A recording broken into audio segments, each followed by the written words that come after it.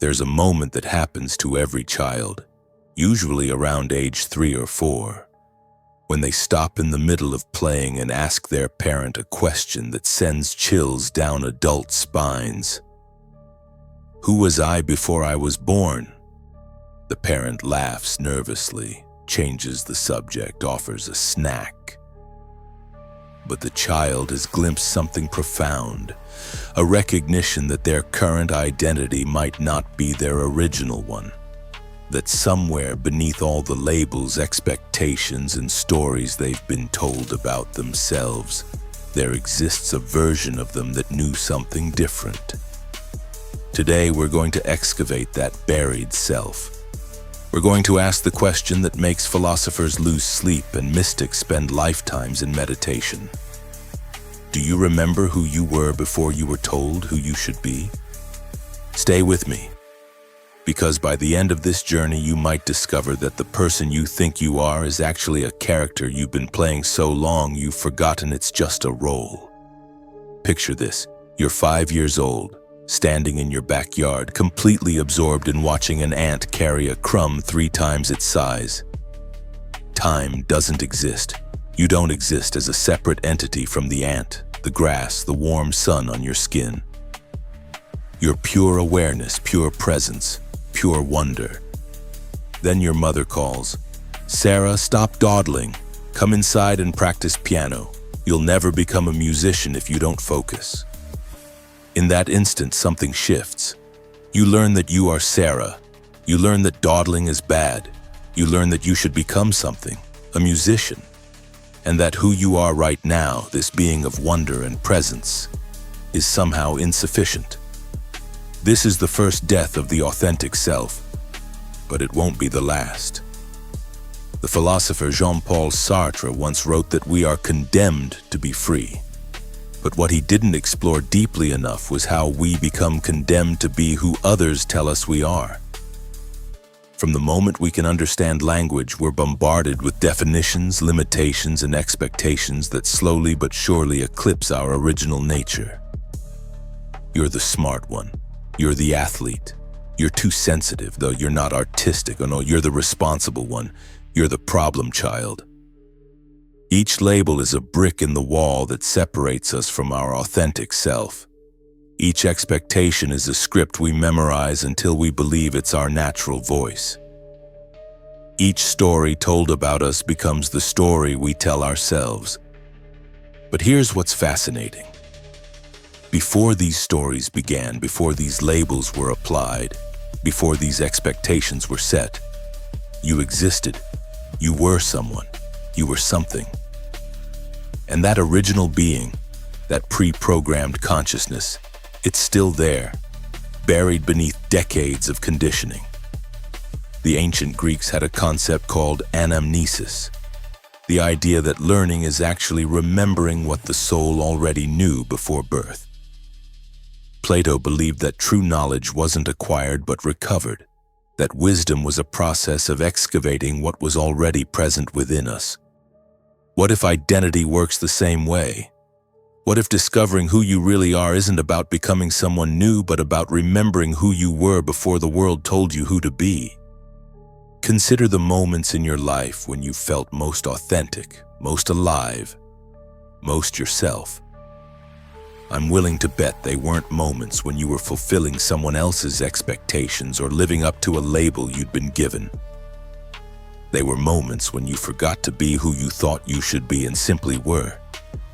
The artist who paints not for galleries or critics, but because color calls to something wordless inside them.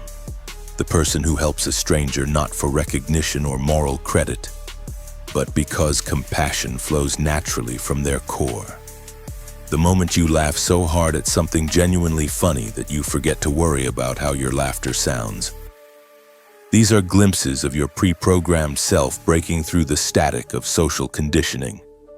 But recognizing these glimpses raises an unsettling question. If we're not who we think we are, then who are we, really? And more importantly, is it possible to fully return to that original state? Or are we forever changed by the stories we've absorbed? The Buddhist tradition speaks of original face, the face you had before your parents were born. It's a koan, a paradox designed to short-circuit rational thinking and point towards something beyond conceptual understanding.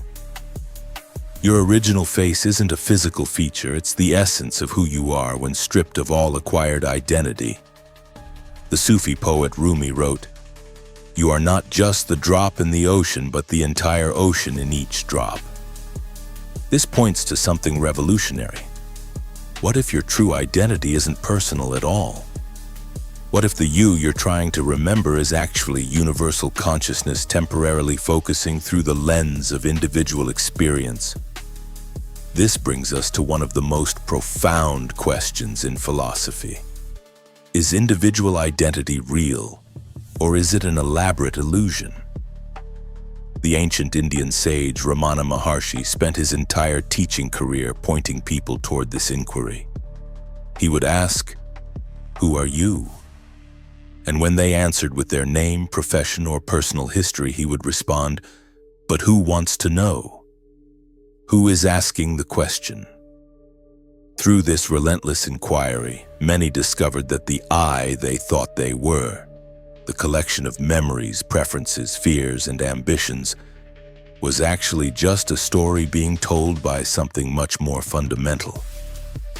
Some indefinable awareness that exists prior to all personal content. But this raises a practical concern. If we dissolve our personal identity, do we lose our humanity?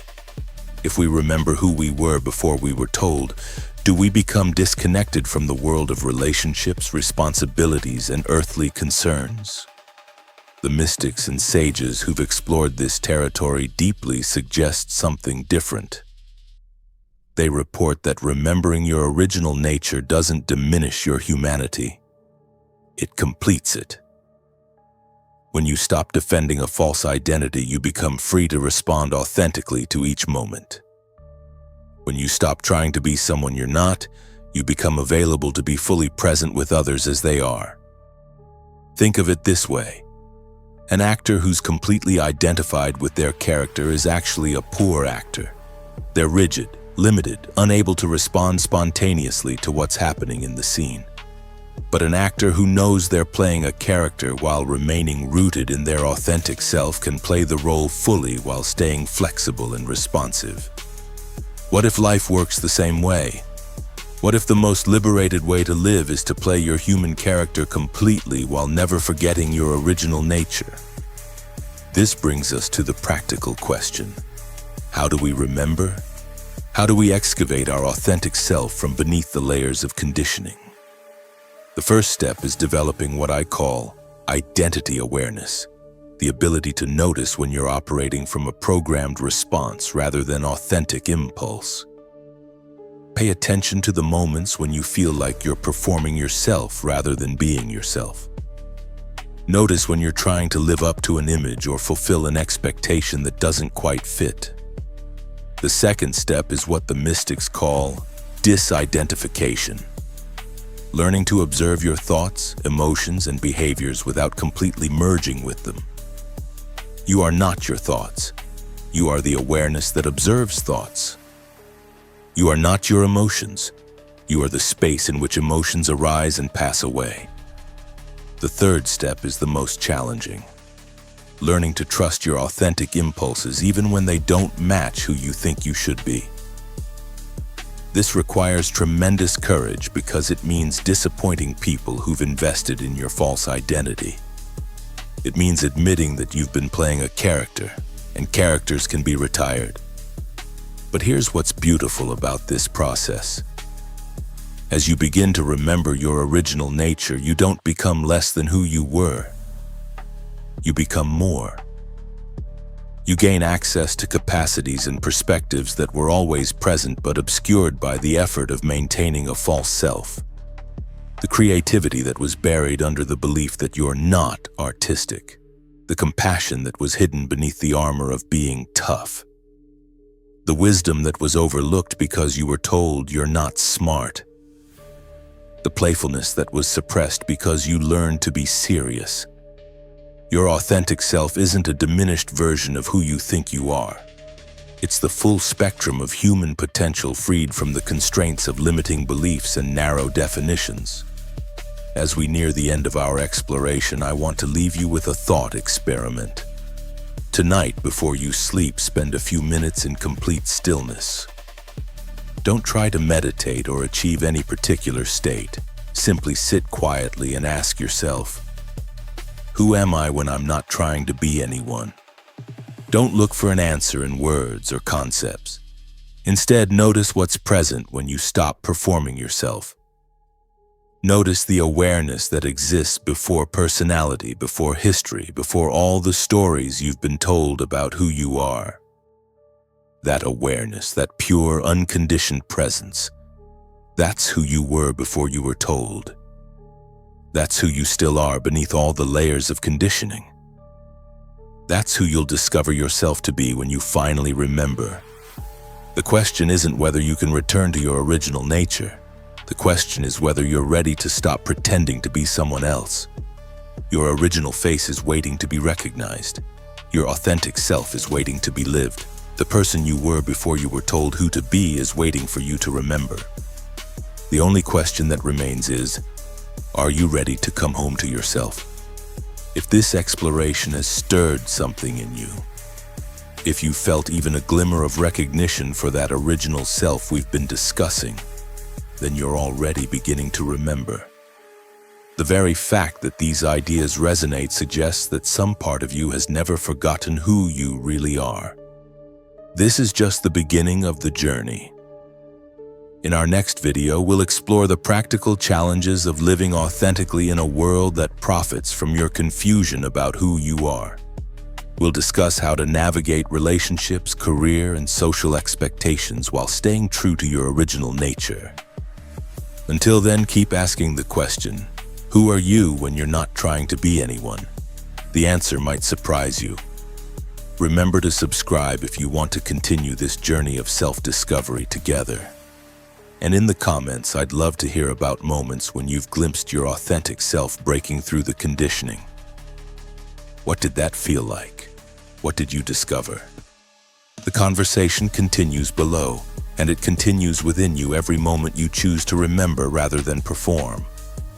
Thank you for exploring these depths with me. Until next time, stay curious about who you really are.